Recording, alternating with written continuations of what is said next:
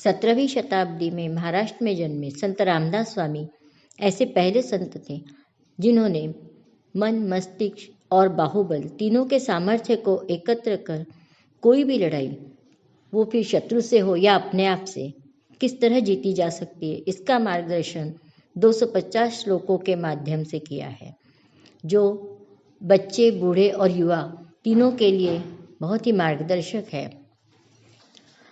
ये श्लोक, इनके ये विचार केवल महाराष्ट्र तक सीमित न रहे, संपूर्ण भारत में उसका प्रचार प्रसार हो, इस उद्देश्य से मैंने इन संपूर्ण 250 श्लोकों का हिंदी भावानुवाद करने का संकल्प किया है। मुझे पूरी आशा है कि मेरे इस कार्य में आप अवश्य मेरे इस वीडियो को लाइक, शेयर और सब्सक्राइब करके सहायक बनेंगे। इस श्रृंखला की यह 6वीं कड़ी। मूल मराठी श्लोक।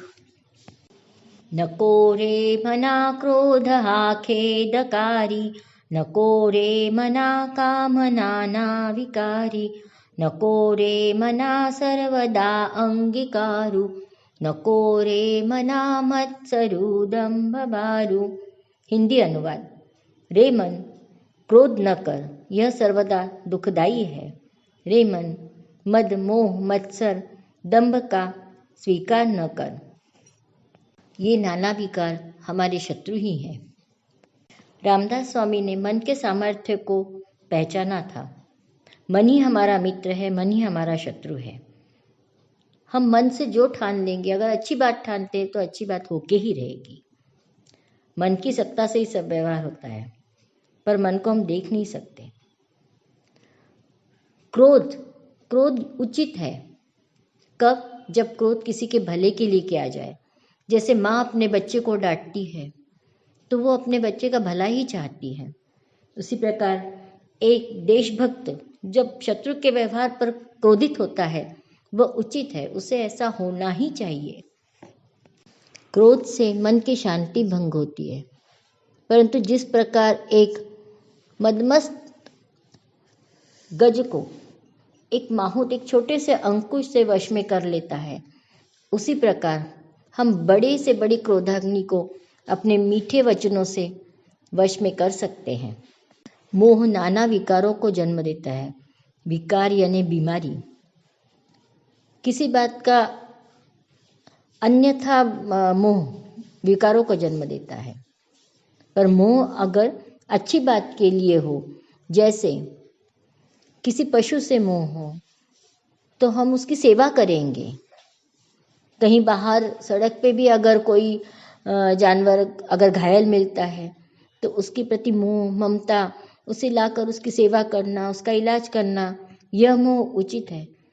परंतु अतिरिक्त धन का लोभ अनुचित।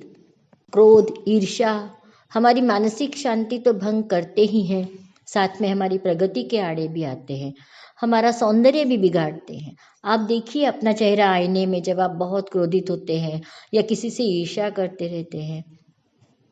इस बात पर मुझे एक किस्सा याद आया। मुझे रेणुका शहाणे, माधुरी दीक्षित, पल्लवी जोशी, इनकी हंसी बहुत अच्छी लगती है। एक बार उन्होंने बताया था कि हम मन से हंसते। तीनों ने एक जैसी बातें अलग अलग इंटरव्यू में कही।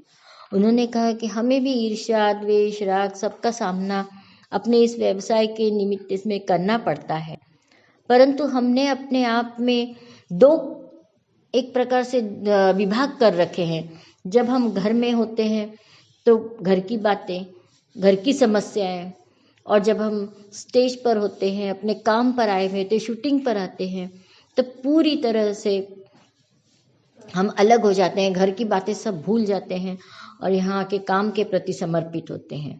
और यहाँ पर भी हमें ईर्ष्या का सामना करना पड़ता है, पर हम इस चीज़ का स्वीकार कर लेते हैं कि ये सब हमारे व्यवसाय का एक अभिन्न अंग है, इससे बचा नहीं जा सकता, पर हम इससे अपने कुछ प्रयासों से दूर जरूर रह सकते हैं।